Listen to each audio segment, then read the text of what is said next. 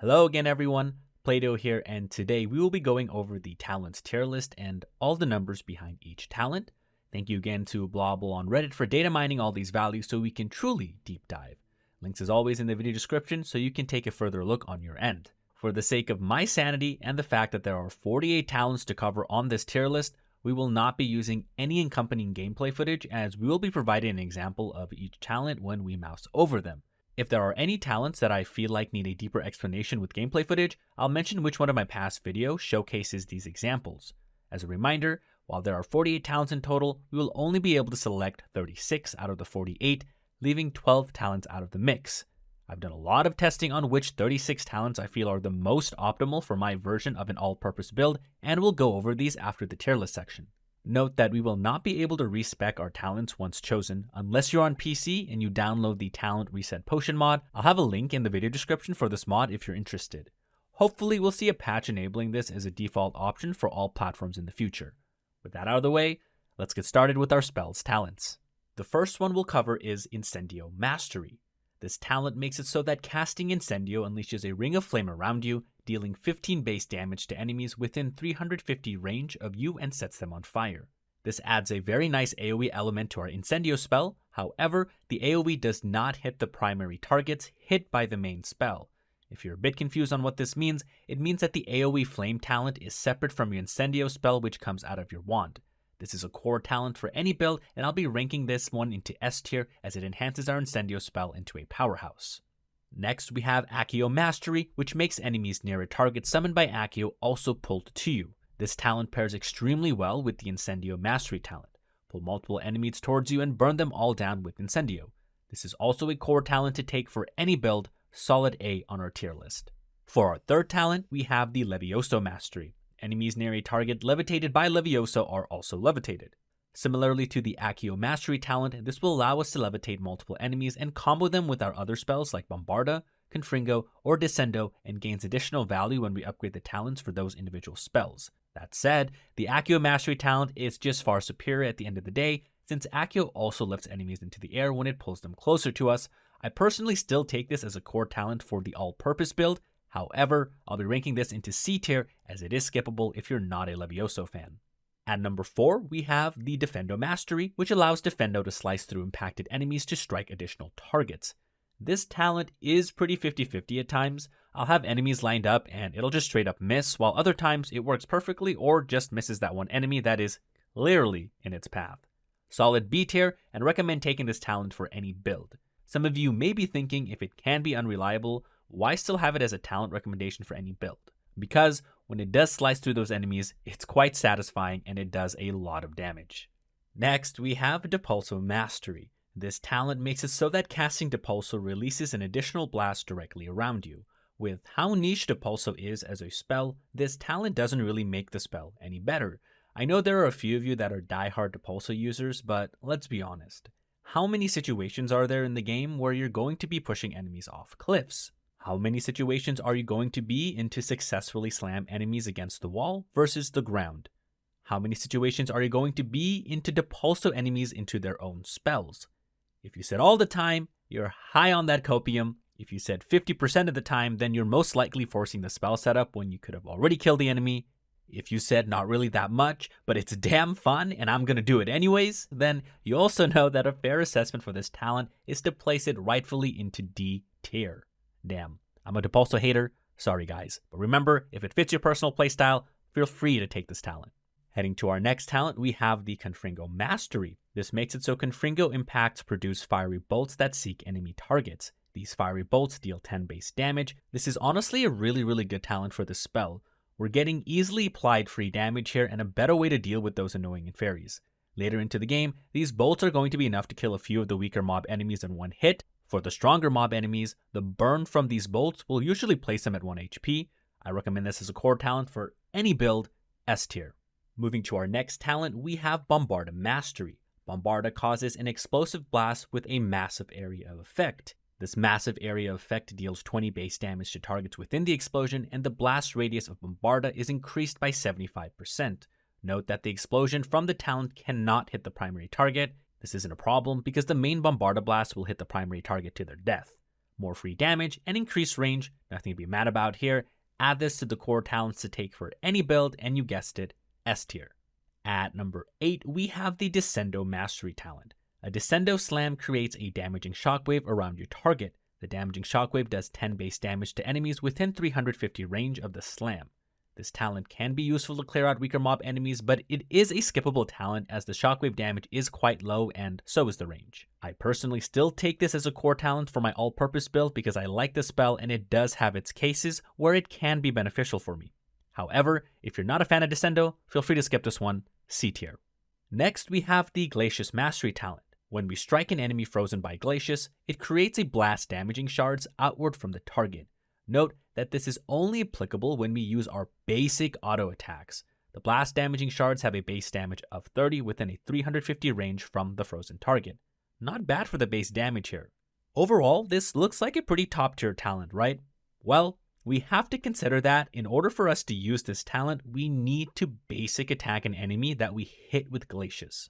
When we do this, the 2 times damage multiplier for our next attack gets absorbed via our basic attack and not our spells. We always want our spells to benefit from the 2 times multiplier damage here since it won't do anything really for our basic attacks. Skip this talent always, D tier.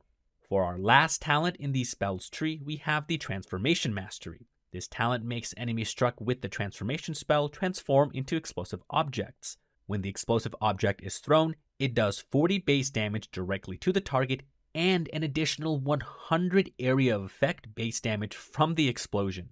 We can also use the Curse Spread combo with this talent as our second Avada Kedavra. If you want to know how to do this combo in detail, please check out either my spells tier list video or my endgame curse build guide video. This is a core talent to take for any build, S tier. Transitioning to the Dark Arts, we'll start with Stunning Curse talent. This allows Stupefy to add a curse to enemies when casted. Note that all cursed enemies take an additional 5% increase in damage. This talent is a pretty situational way of applying curses. We first have to Protego an enemy, which by the way is not that difficult even on the hard difficulty, then launch the Stupefy at the enemy. If an enemy is shielded, then Stupefy does nothing and will not add the curse. D tier, as I find this talent is skippable for any build.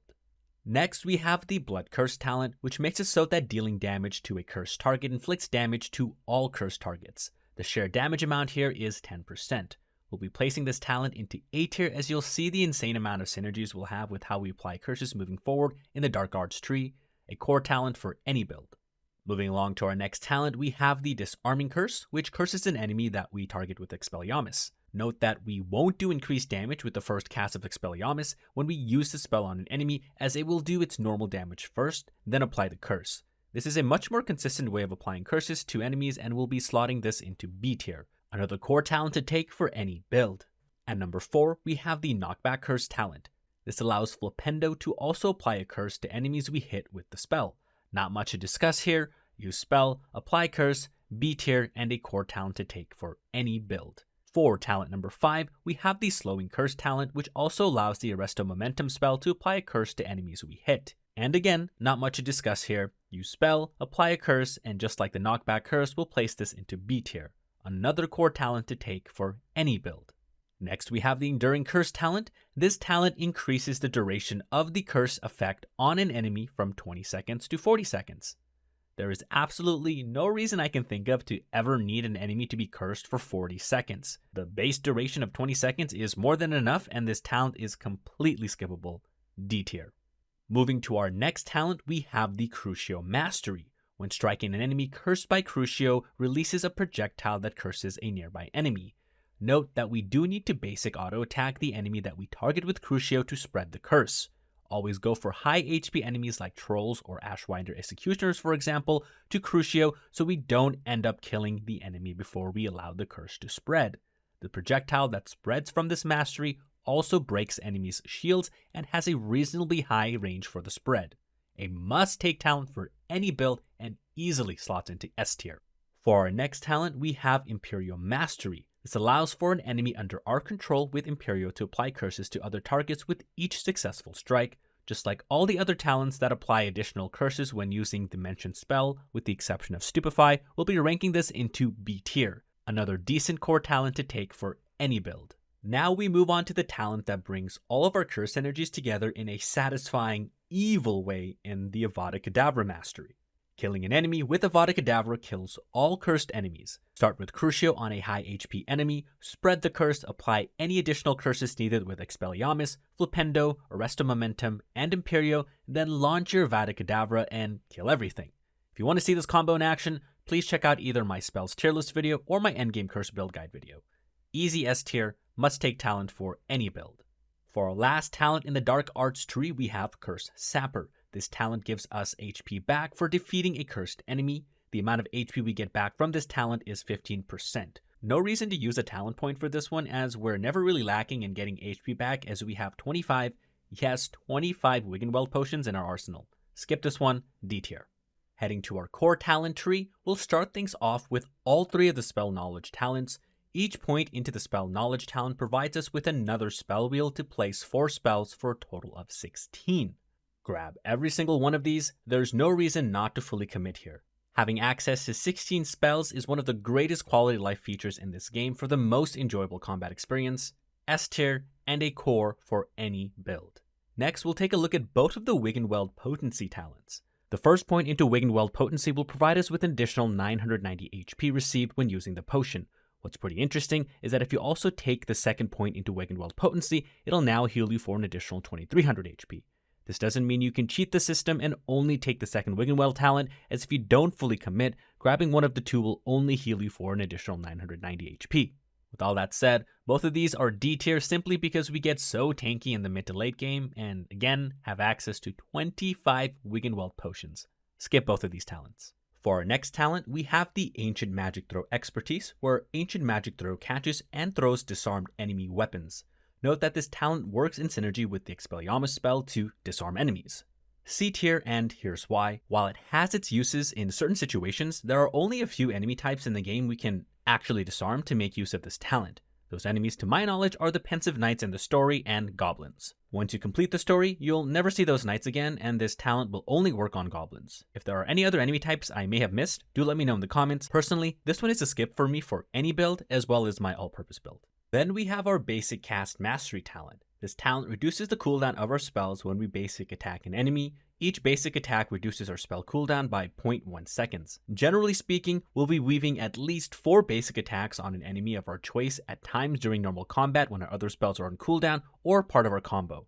Anytime we do this, it's pretty much a 0.5 second cooldown on all of our spells. Note that this cooldown will not apply if you are basic attacking a shielded enemy. Having the cooldown being applied to all of our spells makes it a lot more valuable, and keep in mind there are going to be plenty of instances where you're going to be getting in more than 4 basic attacks. Solid A tier honestly, and a core talent I take for any build. But what about the focus potions? I know they exist and make this talent trivial, but it's not like you want to play the game being on that focus potion crack 24/7. Moving along to our next talent, we have Protego Absorption, where successful Protego blocks will contribute to the Ancient Magic meter, and perfect Protego blocks contribute even more. The values are 2% for a normal Protego and a whopping 3% for a perfect Protego. As someone who doesn't use Protego that much, I still pick this talent up as it's a convenient little way of just adding additional meter to your Ancient Magic. It's also super easy to go into Protego mode even on hard difficulty. If you just see the orange Spidey Sense bar pop up, just press the Protego button at any time and then hold, then send the Stupefy flying. At the end of the day, it does add up in the heat of the battle with our other upcoming talents that'll also help passively get gains for our Ancient Magic meter, solid B on our tier list, and another core talent for my all-purpose build.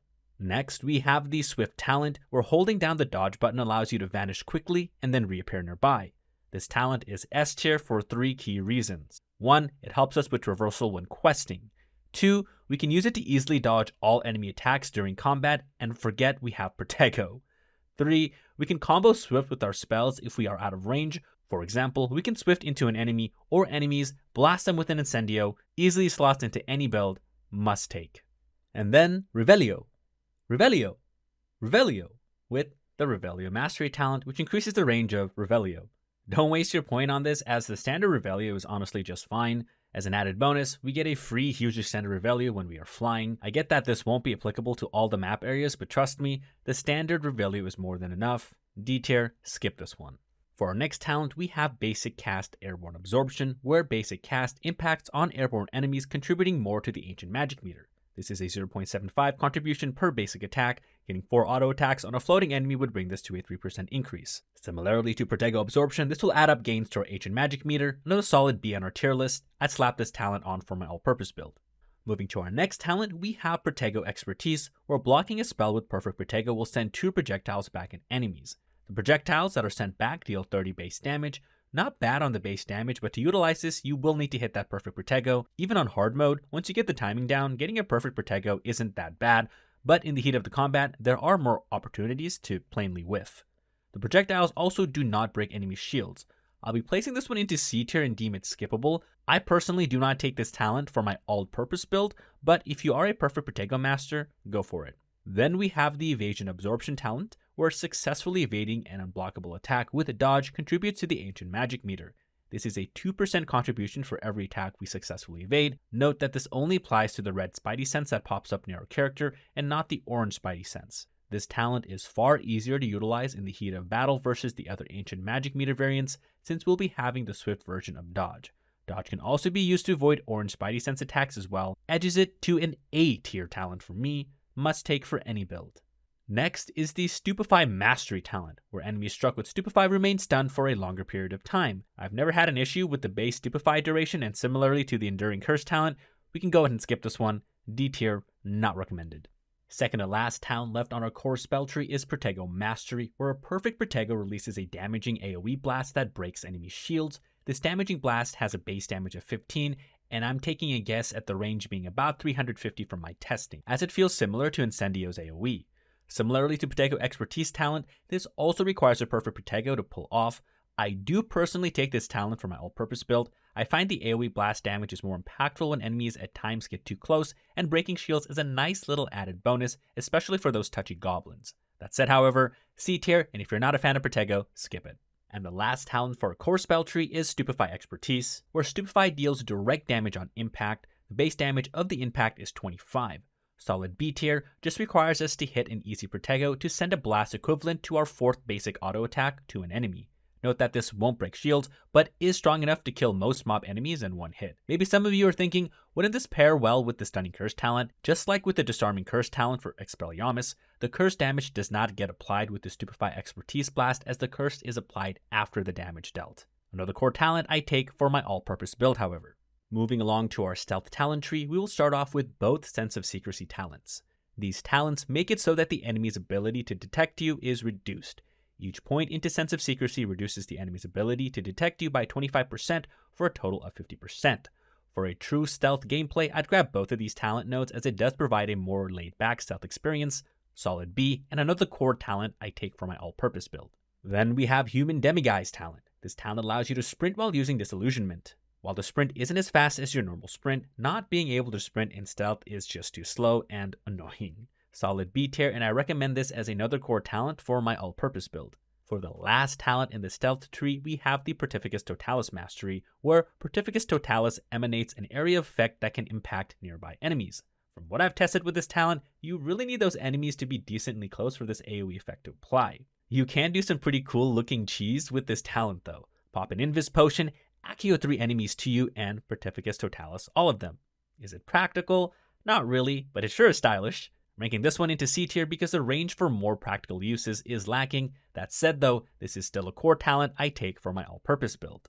For our last talent tree to cover, we have the Room of Requirement, starting with the Edurus Potion Potency talent, where the Edurus Potion makes you invulnerable and deflects projectiles attacks back to enemies.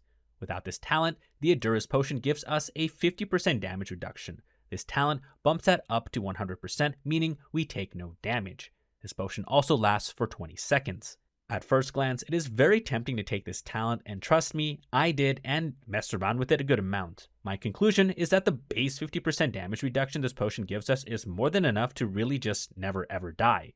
You have to be actively trying to die with the base Edurus Potion popped and 25 Wiggenweld potions.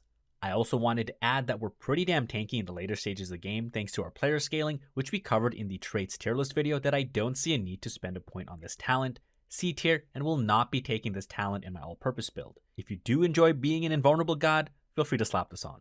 Next is the Invisibility Potency Potion talent. This talent increases the duration of the invisibility potion from a base 4 seconds to 10 seconds, a 6-second increase. The invisibility potion in itself is extremely weak, and this talent brings it up to par. 10 seconds of being able to spam Pontificus Totalis on enemies is quite the scene. Solid B tier and another core talent for my all-purpose build. Then we have the popular Maxima Potion Potency talent. This causes the Maxima Potion attacks to have an additional increase in damage and also break enemy shields. The base Maxima Potion increases our damage by 100%, adding this mastery will double that to 200% and the potion lasts for 20 seconds.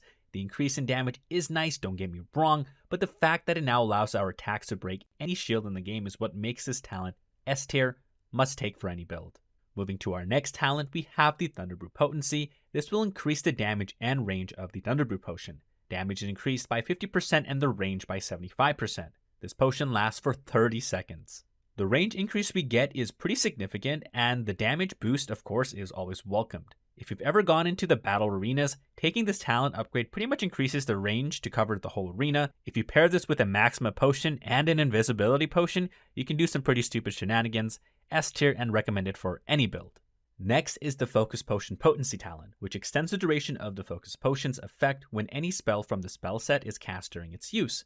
The Focus Potion lasts for 15 seconds. This one gets an A from me on the tier list and a must-take for any build. This allows us to do our Lumos spell cheese with all of our unforgivable curses to forever extend the duration of the Focus Potion. If you want more details in regards to this interaction, please make sure to head over to my spells tier list video next if you haven't seen that already. Heading to our plants focused talents, we have Fertilizer. For each Chinese chomping cabbage thrown, a second chomping cabbage is generated and released at no cost.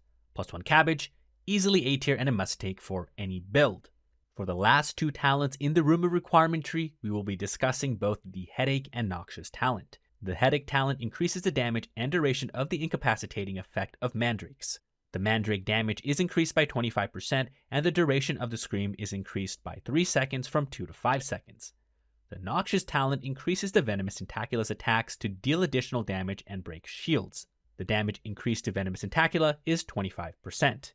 Both of these talents are S tier. Hold the phone, Plato. What do you mean they're both S tier? Well, I alluded to this a bit when we went over our traits tier list, but currently both of these talents are bugged in our favor, and I really haven't heard anybody else discussing this. The 25% increase in damage provided by both Headache and Noxious applies to all of our plants. That's right, by taking both of these talents, our cabbages, mandrakes, and tentaculas all get an increase of 50% in their damage. Everything about plants is just bugged busted in the game right now. Both of these talents are a must-take for any build. Here's a quick look at our full tier list. Link to this graphic will also be down in the video description below. If you want to make your own talents tier list, I uploaded a template on TierMaker, so do check that out, also linked in the video description down below. We will now be taking a look at our 2 talent tree setups. While covering the talent section, I mentioned each talent will be applicable to either any build or my all-purpose build. Let's take a look at the any build talent tree first. For this tree, we've invested 6 points into spells, 7 points into dark arts, 6 points into core, no points into stealth, and 6 points into the room of requirements. This leaves 11 talent points for you all to fill to fit your personal playstyle. For our all-purpose build talent tree, with a deep amount of testing done, here are my point recommendations for each tree. I believe this 36 spread of the talent points will allow you to do anything and everything and play any way and every way in Hogwarts Legacy. For this tree, we've invested 8 points into spells. Remember, if you're not a fan of Leviosa or Descendo, feel free to choose any alternatives into Pulso, Glacius, or from another talent tree as an example. 7 points into dark arts, 10 points into core, everything in the stealth tree, and 7 points into our room of requirement. I've also included a talent planner link for both the any and all-purpose templates, which will be in the video description down below. This link will give you a great overview of the talents chosen, so do check it out.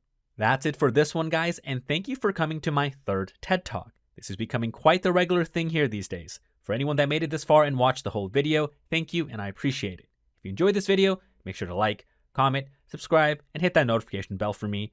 Feel free to also check out any of my other Hogwarts Legacy content that should be popping up anytime now and are also available in the video description down below. I'd also love a follow on my Twitch at twitch.tv/PlayToBear, and our next video will most likely be the plants and potions tier list, or a video I've been wanting to make about gear for quite some time now. See you then. Peace.